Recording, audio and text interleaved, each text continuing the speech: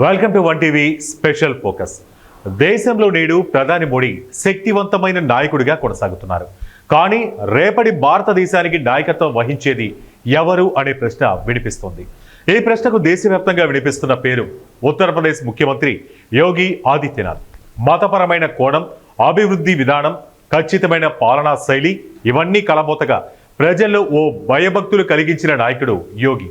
కానీ యోగి the next PM అనే ప్రశ్నకు సమాధానం ఇవ్వాలంటే ఆయన రాజకీయ జీవితం, భవిష్యత్ అంచనాలపై స్పెషల్ ఫోకస్.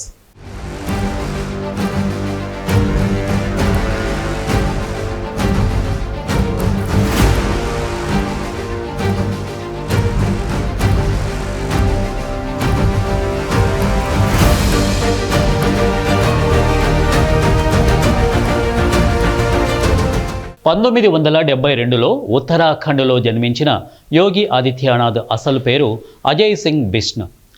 గోరఖ్పూర్లోని గోరఖ్ పీఠం పీఠాధిపతిగా యోగిగా మారిన తరువాతే ఆయన జీవితంలో రాజకీయం ప్రవేశించింది.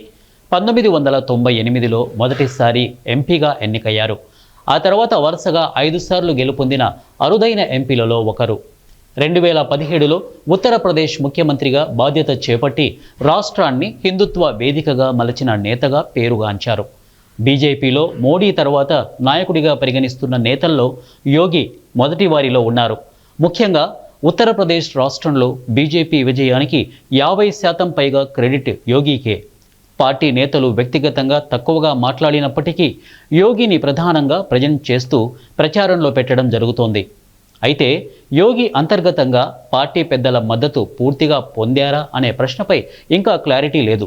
యోగి పాలనలో ముస్లిం వర్గాలు, బహుజన వర్గాలు నిశ్శబ్దంగా ఉండడం మామూలు విషయం కాదు.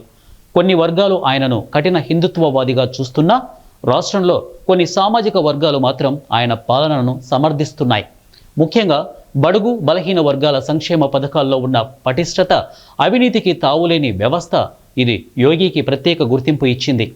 ప్రధానిగా మారాలంటే బహుళ భాష, ప్రాంతీయ మద్దతు అవసరం. యోగి ప్రస్తుతం ఉత్తర భారతంలో మాత్రమే బలంగా ఉన్నారు.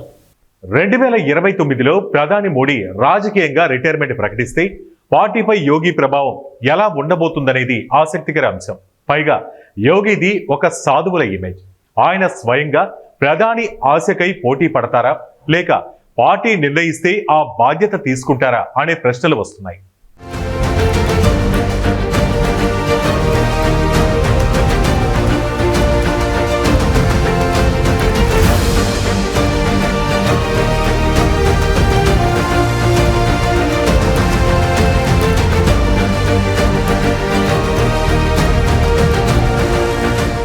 ప్రముఖ విశ్లేషకుల అభిప్రాయంలో యోగి ఒక పోటీలో ఉన్న ఓ ఆటగాడు.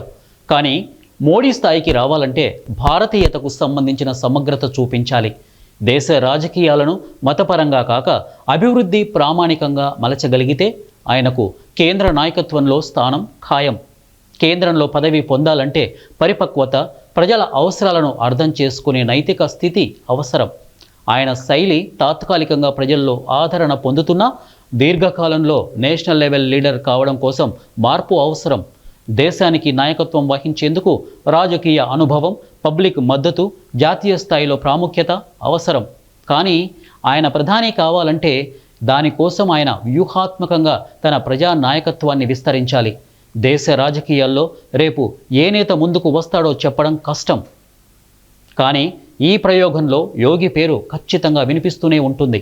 దేశ రాజకీయం వేగంగా మారిపోతున్న ఈ సమయాల్లో ఉత్తరప్రదేశ్ ముఖ్యమంత్రి యోగి ఆదిత్యనాథ్ పేరు ప్రధానమంత్రి పదవికి జోరుగా వినిపిస్తోంది. మోడీ తర్వాత అగ్రనాయకత్వ బాధ్యతలు చేపట్టగల సామర్థ్యం ఉన్న వ్యక్తిగా ఆయనను భావించే వాళ్ళు పార్టీలోనే కాక ప్రజల మధ్య కూడా ఉన్నారు. అయితే రాజకీయ సమీకరణాలు, సంఘర్షణలు, భవిష్య రాజకీయ పందా ఇవన్నీ కలిసి నిర్ణయిస్తాయి యోగి ప్రస్థానం ఎటు వాలుతుందో. కానీ ఒక్క విషయం మాత్రం స్పష్టంగా కనిపిస్తోంది. బీజేపీ పార్టీ వర్గాల్లో యోగి పేరు ప్రధానమంత్రి అభ్యర్థిత్వంపై చర్చ సాగుతూనే ఉంది. భవిష్యత్తు నిర్ణయం ఏదైనా కావచ్చు. కానీ యోగి నాయకత్వంపై నమ్మకముండే వర్గాలు దేశవ్యాప్తంగా మద్దతు కూడగట్టడానికి ప్రయత్నిస్తున్నాయి. ఇది వాటి వంటివి స్పెషల్ ఫోకస్. మరో ఇంట్రెస్టింగ్ టాపిక్ తో మళ్ళీ కలుద్దాం. Until then keep watching one TV news.